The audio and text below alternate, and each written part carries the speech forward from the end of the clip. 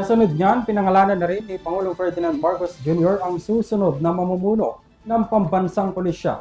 Yan ay si CIDG Director Major General Nicolas Torre III. Narito po ang aking report. Si CIDG Director Police Major General Nicolas Torre III ang napili ni Pangulong Ferdinand Marcos Jr. na pumalit kay outgoing PNP Chief Police General Romel Francisco Marbil sa Hunyo. Sa pahayag ni Executive Secretary Lucas Bersamin sa June 2, ang nakatagdang change of command ng susunod na hepe ng pambansang pulisya. The incoming PNP Chief is Police Major General Nicolas D. Torre III.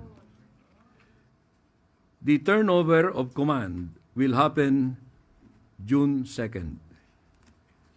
Nakatakda ring pamunuan ni Torre ang nasa 200,000 strong police force sa buong bansa.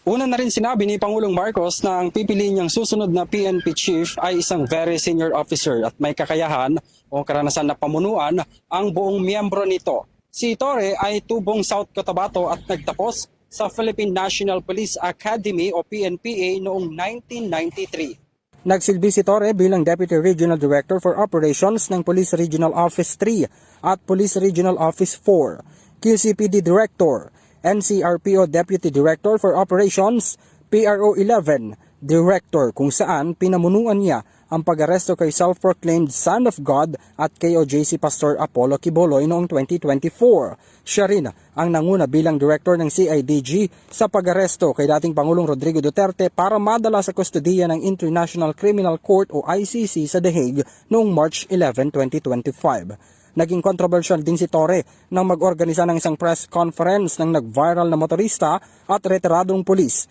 matapos manutok ng baril sa isang siklista noong August 2023. Para sa EuroTV News, ako si Henry V.